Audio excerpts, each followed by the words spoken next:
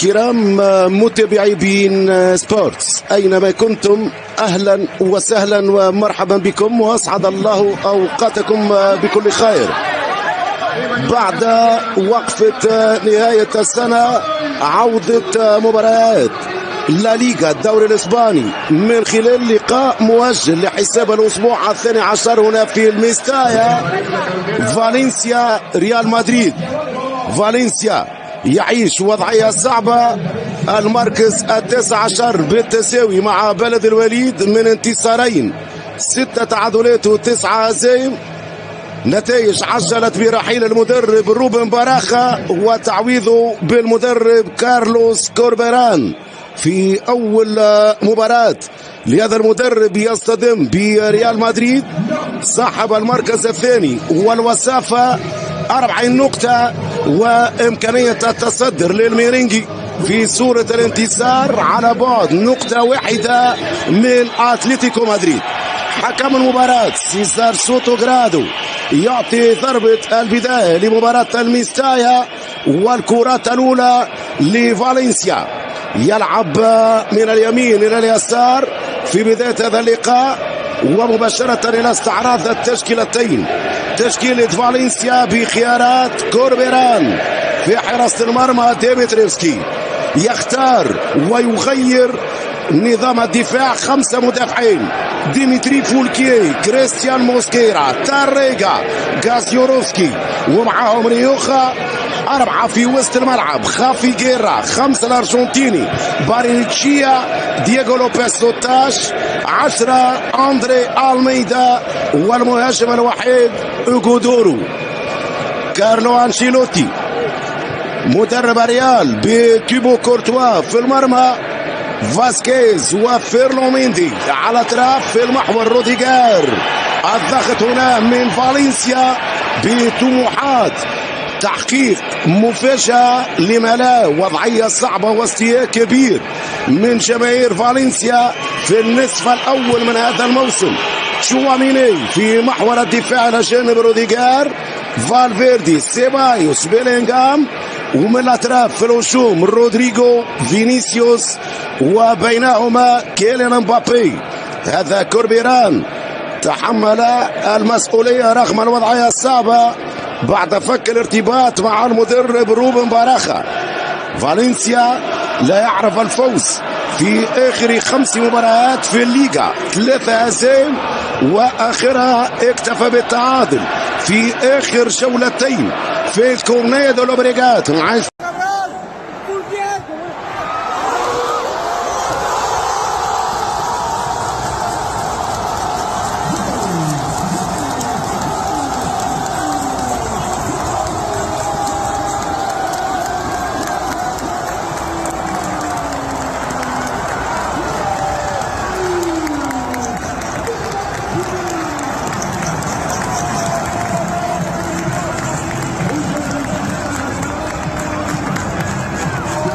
اسبانيول 1-1 و2-2 في الميستايا هنا في الجولة الماضية ضد ديبورتيفو ألافيس.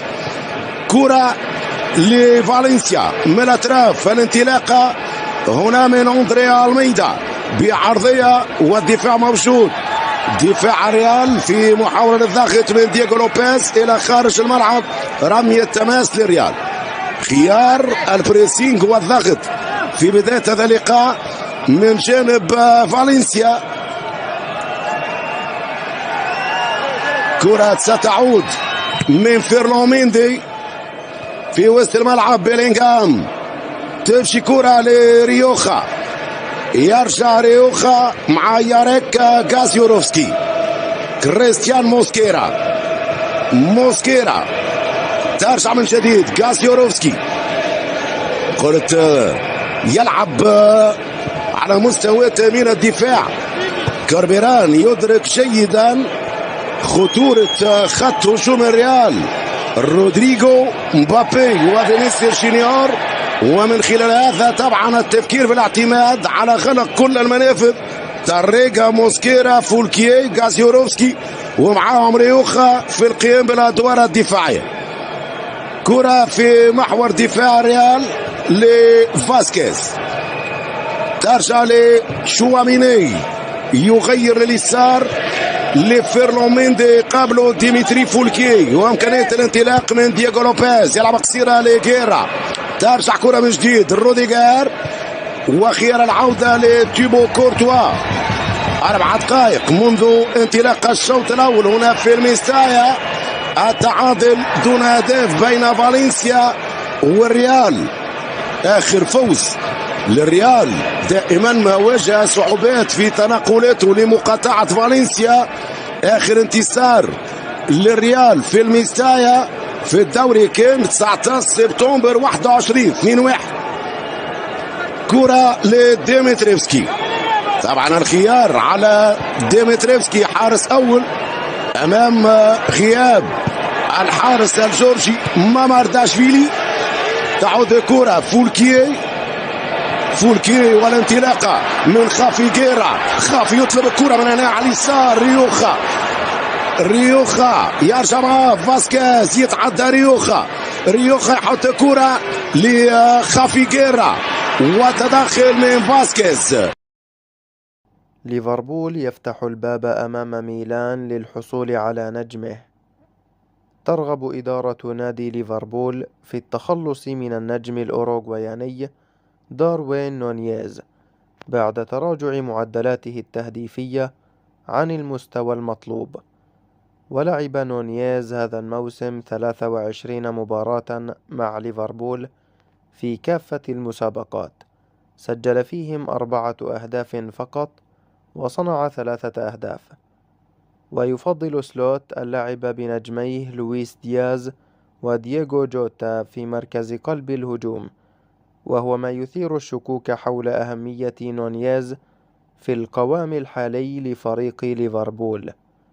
وأشارت تقارير إيطالية في وقت سابق إلى أن ميلان من بين الأندية المهتمة بخدمات النجم الشاب. وبحسب تقرير نشرته صحيفة ديلي ميل البريطانية، فإن ليفربول لم يتلقى حتى الآن أي عرض من ميلان للحصول على توقيع الهداف الأوروغواياني. وذكر التقرير أن الاتفاق على الأغلب سيكون إعارة لمدة 6 أشهر مع بند إلزامي بالشراء بقيمة 41.5 مليون باوند. وأكدت الصحيفة البريطانية أن ليفربول لن يقبل برحيل نونيز دون وجود بديل له، وتشير كافة المعطيات حاليا إلى أن نونيز لن يرحل في الميركاتو الشتوي، وستظل الفكرة بيعه قائمة في الصيف ما لم يجد جديد.